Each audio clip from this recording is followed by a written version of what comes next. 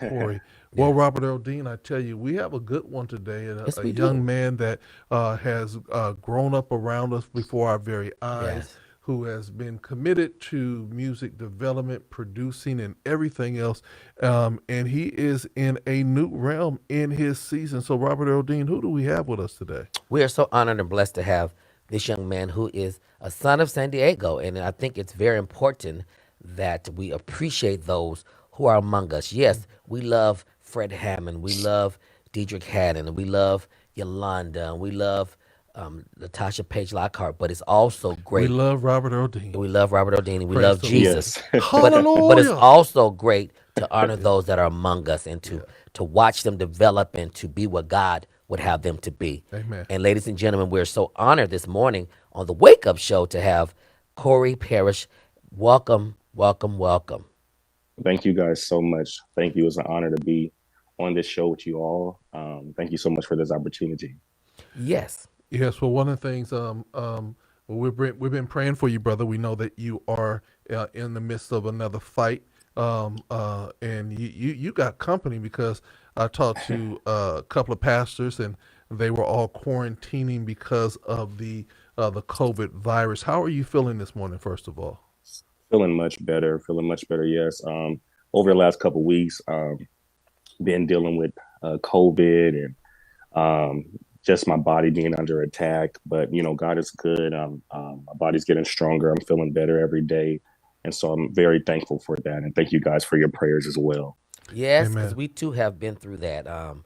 It was this COVID, saints and people, it ain't no joke. So we have to Yes. um, be careful and wear those masks. I know they may break you out. I know you may sweat. I know you may not be able to breathe, but it's very, very important because this COVID is not going anywhere right now. And they say, Yes. that the plagues and things that are coming. Well, right now we're in that triple thing where the RSV plus the COVID plus the Hmm, flu. hmm. So we have to be very mindful and be very careful Yes. how we and I would say how we communicate and how we deal with one another. Because in the church, from little kids, we see each other, we automatically feel like we got to give you a hug, got to Or give you a shake your kiss, hand or shake something. your Right. hand, Right. and Right. everything Right. else. So Corey, let's just start off with you. You're yet a young man, but let's start off with how did your career start off? Where did you start playing and really believing that this music was something you wanted to do? Wow. I started playing in church, I think at 5, 6 years old. Started off playing the drums. Um, my parents pastored a church for a short time here in San Diego years ago. And so for about a year or so, I was the drummer for my parents' church, and just always had the desire for music, had the ear, wanted to, obtain the knowledge to try to be an elite musician, gospel musician, things of that nature. Um, I think when I turned about 12 or 13, my family ended up becoming members of Total Deliverance Worship Center, where Bishop Benson is the pastor there, and Lady Rachel Benson. And really, they gave me the opportunity at Total Deliverance. My good friend and brother David White gave me the opportunity at a young age to sit under him and to sit with their church for years to develop as a drummer. Then that led into a keyboardist, an organist. And so there I was really able to just brush up on my skills and take those years to develop as a musician. So I definitely appreciate Total Deliverance and Bishop Benson and my friend David for those opportunities for sure.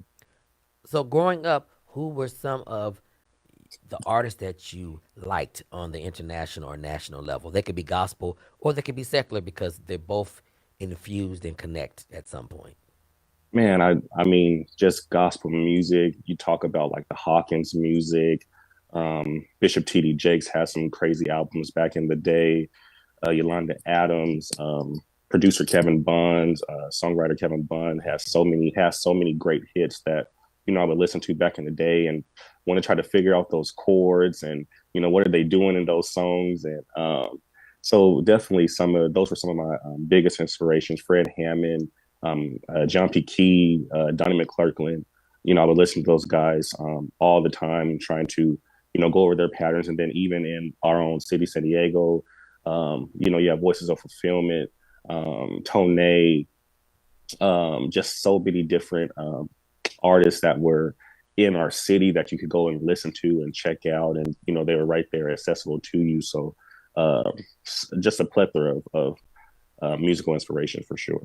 You pick some good Well, ones. well, well one of the things I want to say that I want to deal with the beef that I You have got a with. beef with him. You got a Yeah, beef with I everybody. Oh, got a Come on beef. here. You you got a beef with did. me, Dr. LT? Yeah. Now my question is, did I see you at one of the major events, and was you playing the organ and you had no socks on?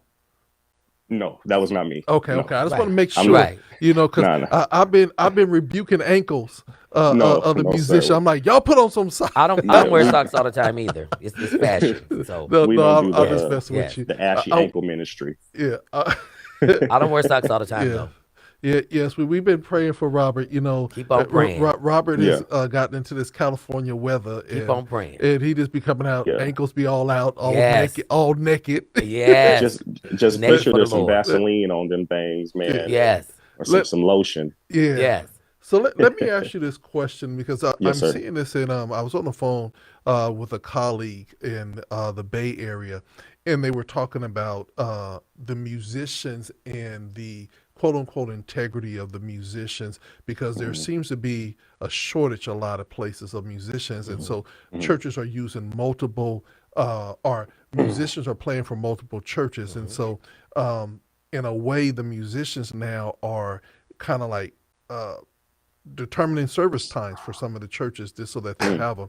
What's your take on what I call the gigging musician, and finding a church home where they can be committed to? That's a good topic. Man, I actually think this topic needs to be dealt with more and more, especially between musicians and pastors or establishments. I think there needs to be an understanding from both ends, whether or not you are coming into a situation where this is your home church, and this is a church where you have responsibilities as that being your home church, versus, okay, hey, we're just looking for a contractor to come in for an hour or 2 hours to provide a service with no major responsibility or duties outside of those service times. So Mm-hmm. I think that needs to be understood from the musician aspect, from the pastoral aspect, and then there needs to be a mutual agreement as to which one are we doing. Mm-hmm. Are we gigging and just providing service, or do we understand that this is going to be home church? So now I'm a pastor to you. Now you're a member of the church. There's more responsibilities with that type of role versus just an independent contractor situation. So I think it goes hand in hand, but there should definitely be a mutual agreement for sure. Yeah, and I love what you said. Am I just a contractor, a Hmm. hired gun for this period, versus this is my home church? You're going to be my pastor, and I'm going to be under your covering. Yes, Um, sir. and I think that that's very important, because so many young musicians that are coming up, they have a misconception of the role of the musician in the church. I remember working with a group of musicians, and the young man looked at me and he said, "You're gouging me and you're not paying me enough money." Mm, And I said, "Well, based on the contract that you have, yeah. you're making $75 an hour." Yes, sir. And I said, "So if you're expecting to make a full-time living off of coming to a service 2 days a week, it's not going to happen." And Right. and we're trying in the teaching realm now is, what is a full-time minister of music or a full-time musician for a church? What does that look Sure. like, and what are those responsibilities are? Because I know some full-time musicians at churches that, because they only play so much, the church said, "Well, can you help out in this area, so that we Right. can keep you full time?" Sure. How do you navigate now, because you play for churches, but you're also a touring musician? How do you Yes, sir. navigate all of the responsibilities? I think you have to be realistic about the expectation. If you are going to be traveling more and maybe not as accessible to be at home as you would be if you weren't traveling, then that expectation to, be full time and in demand and maybe fully compensated, maybe that expectation shouldn't be there. Um, I think also, um, yeah, it just it's a bunch of different ways you can look at it. I think that if you're serving, in a music director capacity or minister of music or worship pastor capacity, and you want it to be full time, and you're looking to be, compensated on a larger scale, I think you also have to make sure you fully understand that role as a minister of music, music director. It's not just about being knowledgeable in your one instrument, being able to help out with the choir, praise and worship team, teaching vocals, media production, the cleanliness of the band pit and things of that nature, stage and sound design, just things that keep you marketable, things that keep you in a realm where they can say, okay, it's not just an organist position or it's not just a drummer position. This person is working in multiple roles. Mm-hmm. So I think that's kind of how you can navigate that there. Mm-hmm. My dilemma with musicians who play for a church that they grew up in, I Mm-hmm. don't like them charging the church because, like I was with my pastor the other day, and we talked about Mm-hmm. this. Musicians that grew up in your particular church, they grew up practicing on us. So Mm-hmm. I think if they get to where you have to pay them, because it's really their reasonable service. Mm-hmm. First of Sure. all, I think musicians should have a job, 9 to 5, like singers who want to be professional. Amen. Until that big Amen. break comes, Mm-hmm. you Mm-hmm. work and the church can bless you. But when you and I grew up, Dr. LT, the musicians worked their own jobs and that was a reasonable service. Mm-hmm. And you had appreciations every now and then, Mm-hmm. and the pastor would shake something in their hand, but they weren't um, taking the churches to the bank, quote unquote, Sure. because I think it's important that we don't get so caught up in the business side that we lose the ministry, because you have to come back to church at some point. And a lot of times when them gigs stop, then you be running back to the church trying Mm-hmm. to find out who's hiring for a church musician, Yeah. who's hiring for a church Sure. musician. But No, one of the things. yeah, I Well, definitely agree. yeah, I want to jump in on that. One of the things that I will say though is that um, I also believe that pastors have to set the example. Hmm. Because sometimes there are certain churches that are pastors that don't want to pay nobody anything, but they're Mm-hmm. driving around in Rolls Royces and everything Uh-oh. else. And I Uh-oh. think that it's important that everybody's a part of that service. And if there's that overflow and ability to bless on a consistent basis, because um, as our reasonable service, organist missing quote unquote a Sunday almost will cause a pastor to lose their mind. And so if they have to be required to be there because of that, I think that they should also have some form of compensation. But what I do think is that the salary should grow as the financial health of the church grows too. Okay, then if Sure. that's the point, then you should pay the singers, because like my musician in Arkansas who had a degree Mm-hmm. Mhm. in music, Jesse Carter, may rest in peace, Mm-hmm. always said that it takes more from this than it does from him playing. But So but so he was a musician that was very, very cognizant on Mhm. our voice. Mhm.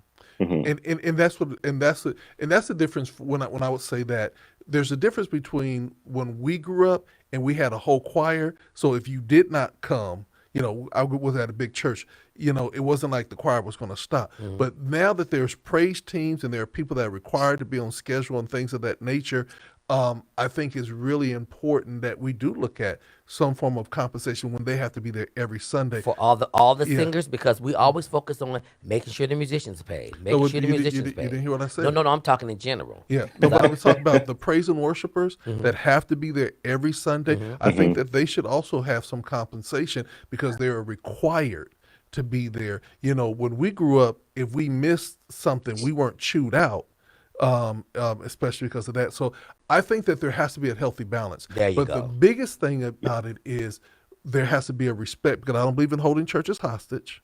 Hmm. Sure. Sure. And a lot of and we've seen this, and Corey, you've seen this where musicians will get mad and hold the church hostage. Hmm. My one, I used to have a friend, and I used to have to rebuke him all the time because if he got mad at the pastor, he made sure he put that pastor in a key that pastor was going to struggle throughout his message. Oh, And I no, said, that's wrong, and I told the man. pastor, I said, get rid of him. And the Yeah, get pastor rid of Yeah. said, them. Yeah. and I said, no, because anybody who does not respect the gospel more than I'm upset Come with on. you, you got to get rid Sure. of them.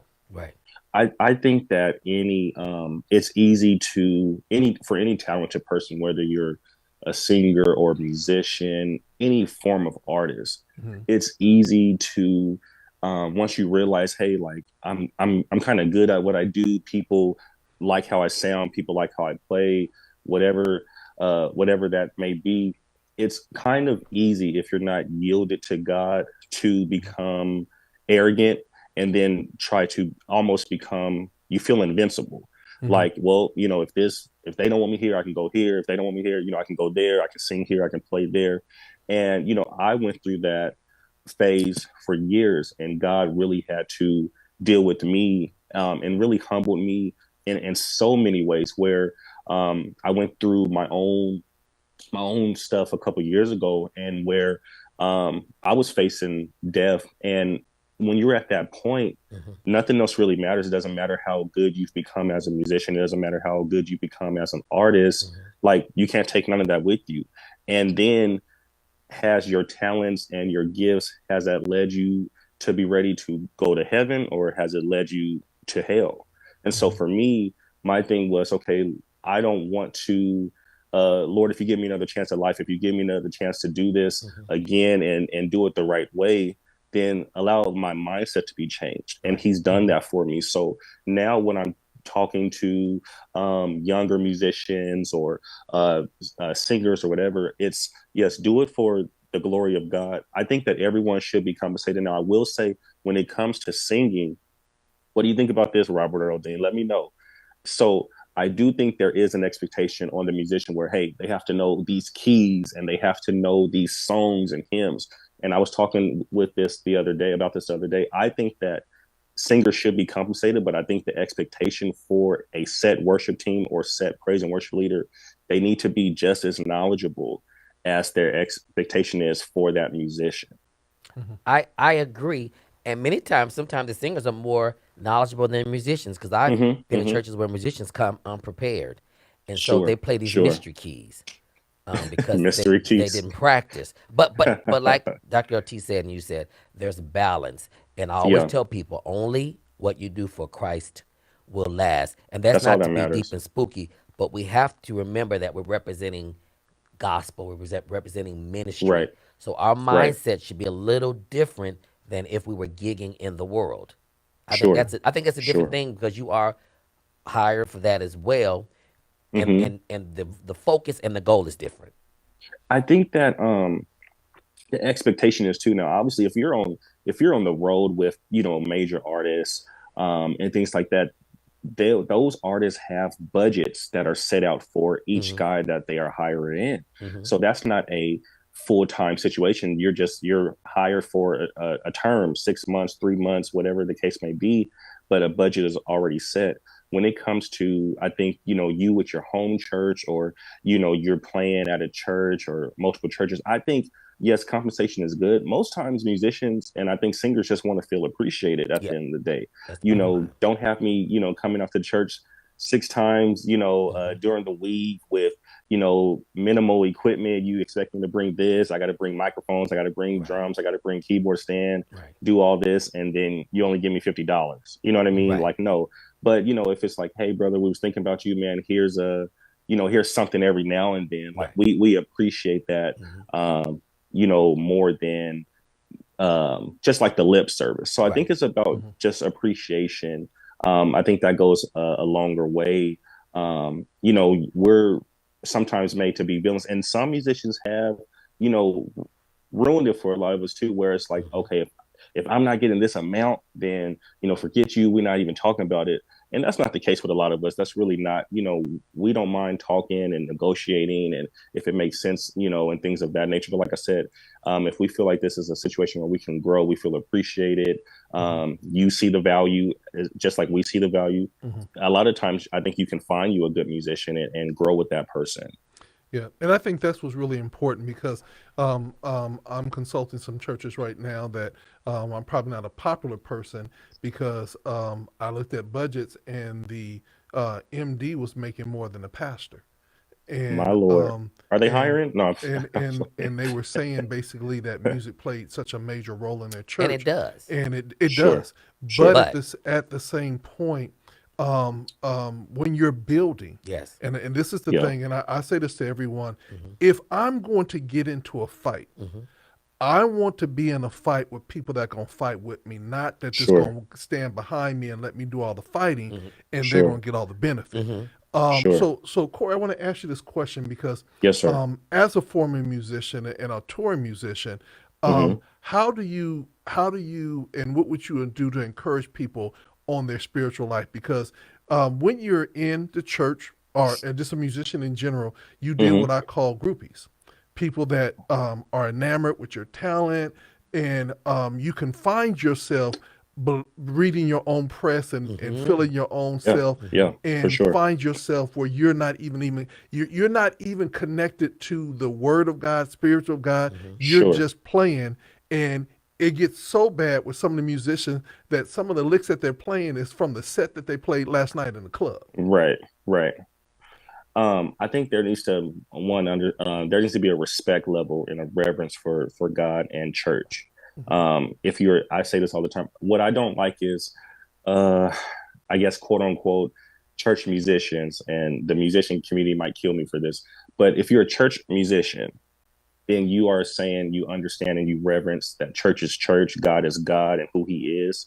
And so I think there needs to be a reverence for the establishment of church.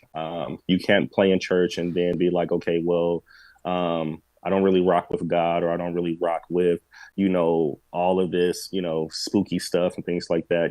So I think that it's fine to be a gigging musician. It's fine to play secular music and things like that. But if you're going to play in church, then understand what that means. Understand what reverence to the Holy Spirit and to the establishment of church is. But I also love my musician community, and it's no shots or digs there at all. When you get into uh, just really, like I said, it's about humility. Like you said, Dr. LT, you can really start to believe your own hype. Like you can really start to feel invincible, especially if you're good. If you sing good like Robert Earl Dean does, you know what I mean. You're gonna wake up every day feeling like $1 million. Mhm.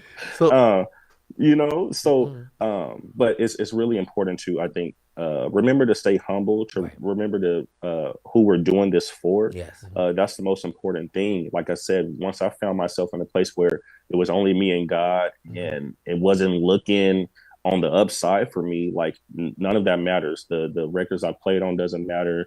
The money I've made, that doesn't matter. It's like, That's right. okay, Lord, like I'm not ready to go. And if I'm not ready to go, it's because I know something's not right. Yes. So if we're in church, then we need to understand and appreciate, the opportunity to be in church, the opportunity to have a relationship with God. Hmm. Um, have fun. If you're gigging outside of that, that's no problem. I think that's great exposure. I think there's great connections in Hmm. gigging. Hmm. But I think it's about balance and having an understanding. Church is not gigging, so you know what I mean. That's a whole nother uh, topic there. But just having that balance and having an understanding to what it is you're doing. okay, so here is the question, Uh oh. the all-time battle Uh oh. between the volume of the musicians Jesus. Hmm. and the ability for us to hear the vocals of the singers. Come on. Which Okay. Jesus. how do you control that? Now. Because and, being a I think they're musician, deaf. A lot of them are deaf. no, I'm saying being a musician, and it started be getting good, and we Yes. hitting them Yeah. riffs, And we start turning Yeah. it and we up. get louder and louder and Yes. louder. Yeah. How do we balance off the volume of the musicians and the so that we can, what's that saying? One band, one sound. So Yes. we Uh huh. sound like one sound versus always battling each other. Man, y'all need to go to a Catholic church. No, I'm playing. I'm playing. Uh, no, there does need to be a balance there. Now, sometimes, and I got to defend my musician brothers and sisters on this. Sometimes, man, we're working with monitors that don't work, True. are busted. And a lot of times, good musicians, they spend a lot of time on their craft, tracking, producing stuff, making stems for things to be big and sound good and intricate. That's new So stuff. you know, you want to hear that. But even back in the day, if you're just organ and drums, and you don't, the Leslie's busted, the monitors is busted, you can't really hear nothing. So you're trying to like make these adjustments and things like that. So it's really not to disrespect, anyone in the audience, disrespect the singers. I know for me, like that's never been like my stance. I do like to hear, what's going on musically. I actually prefer lead vocal only in my monitor. I don't need the rest of the singers, praise God. But definitely the lead to navigate us through the song and hear the music and things like that. But I think that would be my answer. So what I am hearing, because growing up in the church where we didn't have monitors and No, everything that's else, it. Mhm. we had to just basically fill it, and every now and then the choir director look over it, Right. and you Right. knew how to Right, Yes. take it down. But now with right. stems and tracks, and the Mm-hmm. and the MD got a mic at his thing, said Yeah. 4-5, Yeah. 2-1. Right. My Yeah, that's it. question to Two you one, is two simply one. this: That's good. Uh-huh. my question to you is simply this. If you were going to consult churches now, because Hmm. the churches have been taken advantage of because they're trying to Hmm. get their sound right, and somebody will come in and say, you need this $1 million board and Correct. this. And so before they know, they got all this gear and it don't work. Come on. Right. Um, when you consult a church, what would you recommend for them when it comes down to building an in-ear monitor system? Because Hmm. once you do that, you literally, the musicians can have their stuff as loud as they want it in their ear, Sure. but it doesn't translate to the sound of the To church. the house. Hmm. What would be the best recommendation of monitoring system that is cost effective for churches? As far as the process of hiring someone to bring that stuff in or Or just or just managing even it. just the gear. Okay. I think it's about, if you're a church pastor, who's looking to have a church, start a church and build a music ministry, sound team, all this other stuff. I think it's about really making sure you interview the different personnels to make sure they know what they're talking about. Because, like you said, if you're starting a church and you got someone coming in and saying, "Oh, we need this $1 million sound system, we need this $10,000 keyboard, this $10,000 drum set," you're already upside down before you even get started. Hmm. So I think it's about having the right personnel in there to say like, no, this will work here. We can use this AVM system. We can use this Behringer in-ear system. We can use this mixer, things like that. And I think if people really want to see you win versus just trying to get money, they know like, where you're at, financially, what we Mm-hmm. can do, and make sure it makes sense for everybody. Your musicians will be happy, the singers will be happy. The pastor won't feel like I put all this money out and not seeing any value or anything. Mm-hmm. So I think it's about the right personnel knowing what they're talking about. Mm-hmm. Excuse me, knowing what they're doing. I know nothing about sound, so I'm not going to go to anybody, Right. pastor or anything like that, and say, "Hey, listen, let me do a sound install for you." But I know people who do sound, Mm-hmm. so I can call up a couple of friends or uncle or something like that and say, like, "Hey, listen, this is what this church is looking to do. How can we help them out for sure?" Now, my question to you is, Yes, sir. I first of all want to applaud you because you took a major step in attending a particular event. Hmm. What shifted in your mind that I needed to attend this event because this could take me to another level, this could expose me, and this could Hmm. be a foot in the right direction of going beyond San Diego? Which event was that? The one with Mr. Delaney. Oh, yeah. So, it was really kind of crazy how that situation came about. I was kind of at a place actually, where I was still navigating some things in my health and things like that, and I'm just praying, okay, Lord, is my health going to recover? Am I ever going to, do music again? Things of that nature. Um, and I got a text right after my birthday last year, my 30th birthday last year, and it was a text from a sister of mine who lives in Nashville. Her name is Kelly. Shout out to you, Kelly. Love you so much. Who is a good friend of Adrian Wells, AJ Wells, who's a good friend of mine, good brother of mine. Shout out to Adrian. So I got a text and it was saying, "Hey, listen, Corey, I have an opportunity for you, for production. Would love to know if you are interested." So, sometimes you get like texts like that all the time, Hmm. calls like, okay, like, sure. But from Kelly, she's very, very well respected in the music industry, all across the world. But she lives in Nashville and very, very respected. So when she sent me a text, I knew it had to be for something pretty cool. Literally the next day, I'm getting a text from Todd Delaney's staff with Delaney Land Music, and they're saying, "Hey, we're from Delaney Land Music, and we want to bring you in as a in-house producer." And I'm like, "What?" So that was amazing because I was already having those conversations with God, like, okay, God, is am I going to ever have another opportunity again to do this? So for me, that was really like the booster that I needed. And I thought it was going to be maybe a one-time thing, you know, a couple times or whatever. It turned into much more than that. Having the opportunity to meet and work with Todd Delaney, have the opportunity to work with his staff, hands-on, to be able to be invited to the live recording that Todd Delaney just did in September, and to work at that recording for a writer's camp was amazing. And I was nervous, you know, because sometimes, you know, when you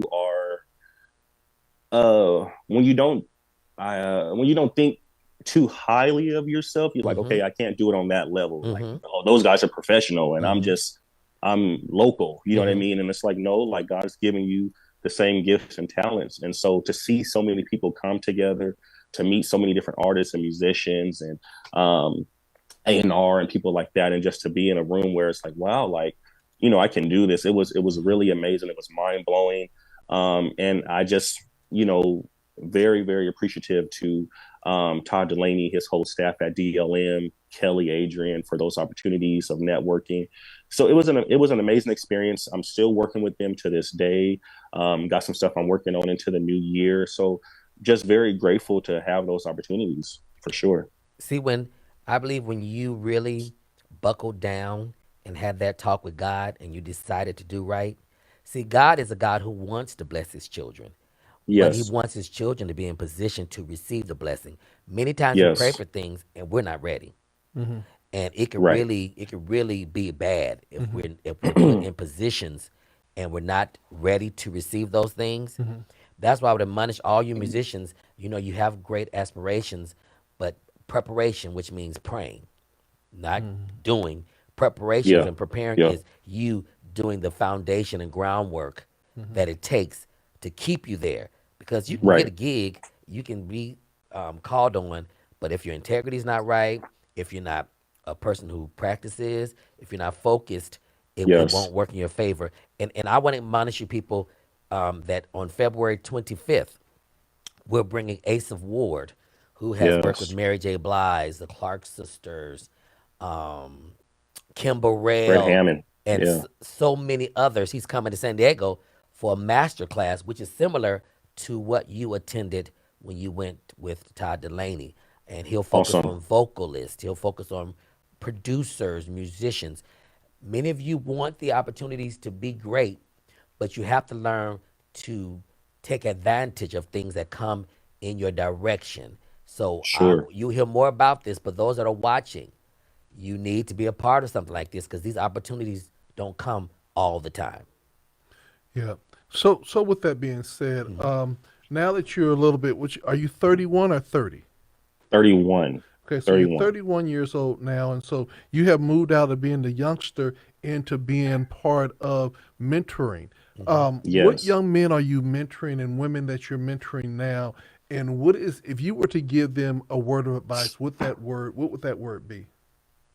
Um, Stay focused. The most important thing is your relationship with God. The most important thing is understanding that your relationship with God will take you further than talent will. Hmm. Your character and your integrity as well, which is something I thank God that He gave me a second chance. And, you know, believe, you know, not to be all deep, but, you know, we always hear in church, like, you're overcomer, you know, by the word of your testimony. And my testimony is God has given me a second chance at everything, at a new character, at um, a new stance with my musicianship, a chance to mentor people, to kind of, you know, help them out on the paths that I took, tell them, okay, not to go those paths, not to do those things. Hmm. So I thank God for my second chance, and that's my testimony. But definitely, like I said, you know, your prayer life, staying humble. Like, first of all, there's so many musicians and singers around the world that Hmm. do this so much better than the next person. Right. So, we can't feel like, okay, we're just the gold or we got it Hmm. all. Like I do believe, our talents are unique and God, gives, us different graces and all of that good stuff. But, there's so many just different talented people. So you don't want to get caught up thinking, you can do this because there's someone else that can always do the same thing and if not better. Right. So that's my message to, any young musician, any young artist, keep God first, write the vision, make it plain, do your reps as well. That's another thing, you can pray all day long, but this is a gift that you have to work at. It's like, going to the gym, putting your reps in the gym. So if you're a musician, you need to be practicing your craft. I think if you're a singer, you need to be practicing your craft. And on a broader scale too, it's easy to say, okay, I learned these church songs for the week, but go, take some college courses, at a community college, learn how to read Hmm. music, learn how to read chord charts, learn how to count in time, things of that nature, because once you do get to those bigger platforms and arenas, that stuff is out there as well. Mm. They're like, okay, like listen, sit down and play this 32 bar chart, and you're like, I just play by ear, which is okay, but that shows you, okay, there's room for development there. So there's Mm. always room for growth. Yes, my last question to you is, if you had a chance to play or produce with any artist, secular or gospel, who would they be? And I say secular and gospel because most of these people have come out the church, so they have Yeah. some Hmm. experience in church. So And, that's why people and, are listening. That's why I say gospel or secular. and But who would you want to play? before you answer that question, just Yes, want to sir. let you know that we have retired Leonard and the Leonardettes, so Oh you yeah, don't have to put them. Okay, yes, They not because coming that was back. that they was not first coming on my back. list, Thank and God. so that pressure's off of me now because I Yes, didn't know what to say. Yeah. thank you. Right. um, it's always been a dream of mine to uh, try to at least tour one time or produce a record for Jumpy Key. Like him, he hands down is like one of my favorite gospel artists. I think Jumpy Key created such a wave in Yes. gospel music that Yes. is so big and funky, and it's still trending to this day. So just to be able to play Ox or something one day for John or produce a record for Jumpy Key, that would probably be amazing for sure. February 11th, he'll be in Temecula. Talk to me I'm about it. there. I'm I'm there. emceeing the thing, so I'm get there. a ticket I'm from me. I'm there. All right. I get a discount. Get a discount from your hand to mine. Man, with that Who being else? said, Who else? no, he just said John P. Key. That was his That's off. it? Yeah. You have no other artist that you want to play for or work with? Oh, I mean, so many artists. I mean, if we're talking now, if we're gonna talk San Diego, I would We're talking about love in to, general. Anybody you want to work with? Who? yeah, but I'm saying in San Diego, I got some records for Robert Earl Dean, but his management team ain't got back to me yet. So I don't know if Dr. LT, you can, you know, work on that, you Yeah, know. yeah, I did hear about that, and from what I heard from the management team, they're actually waiting to hear the samples that you want to send over. Mm, mm, But more than okay. anything else, I remember Corey as a young man, and Yeah. it's good to see that he's still around Mm-hmm. in the church. He's Mm-hmm. still pushing. And Corey, we just want to encourage you Yes. to stay on this Wow. path. Yes. Stay on this Thank you. path, Sky's the Thank limit. you. knowing that if God gives you the vision, He'll give you the provision. Yeah. Yeah. And as we move in integrity, Yes. if God before you, He's more than the world Yes. against you. That's a Yes, fact. sir. We can never ever go back and change our past, but Mm-mm. we Sure. can change the present. Yes. If I could go Yes. back in time and change a whole bunch of stuff, Right. first thing I would have said, Mama, don't give me no fried chicken. But you know what? It's our journey Yeah, and it's our development, and we serve a God yeah. who erases the past. Hmm. He's Amen. a God Yeah. who deals with your present because He has a Yeah. purpose and a plan for us. Yeah. That's why if we Right. seek ye the kingdom and all His righteousness, And everything everything Yeah. else else. is gonna be added. Well, my friend, we want to thank you so much This is an and honor. for Thank you coming on. How guys can so people much. connect with you if they're looking for producers and new music Musician. Yeah. and musicians? Um, Social media platforms right now, Instagram, CP Keys, use two E's in keys. So CPKeeys.